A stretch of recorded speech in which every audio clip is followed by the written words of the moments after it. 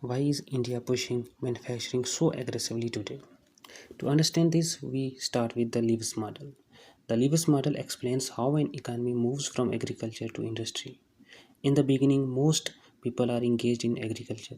As development begins, labor gradually shifts towards basic industries.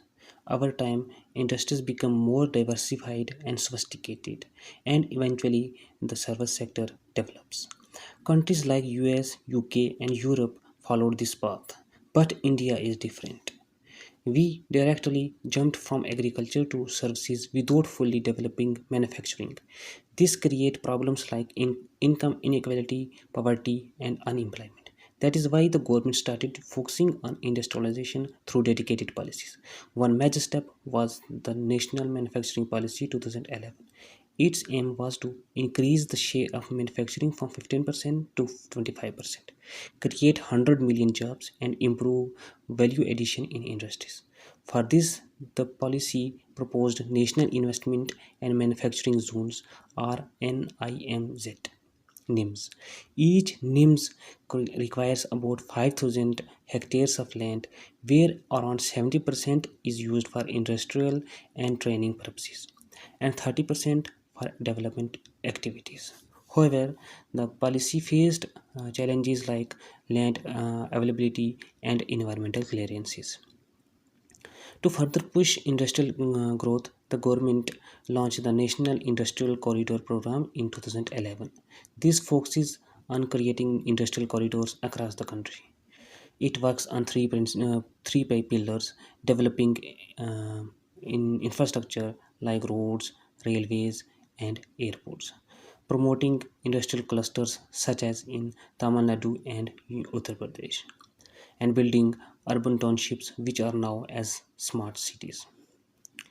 Both domestic and foreign investments are encouraged under this program. Building on this, the government introduced Make in India, which is based on four pillars. First, a new process through measures like single window clearance to improve ease of doing business. Second, new infrastructure with thousands of projects in roads, railways, telecom, energy, and storage. Third, new sectors. The initiative expanded to 27 sectors, including manufacturing and services. And fourth, a new mindset where the government shifts from being a regulator to a facilitator. Here, DPIIT acts as the nodal agency. Alongside these, specific schemes were introduced to strengthen manufacturing. One such scheme is the Phased Manufacturing Program. Under PMP, industries are initially allowed to manufacture basic products, but over time they are expected to move towards high value production. If they fail to do so, higher import duties are imposed on inputs. However, this program could not fully achieve its objectives. To address these gaps, the government introduced the Production Link Incentive Scheme (PLI) scheme. Under PLI, industries receive incentives based on increase in sales and investment. The subsidy is linked to incremental sales. Currently, around 2 lakh crore rupees have been allocated across 14 sectors. The objective is to increase production, boost exports, import value addition, and create global champions in manufacturing.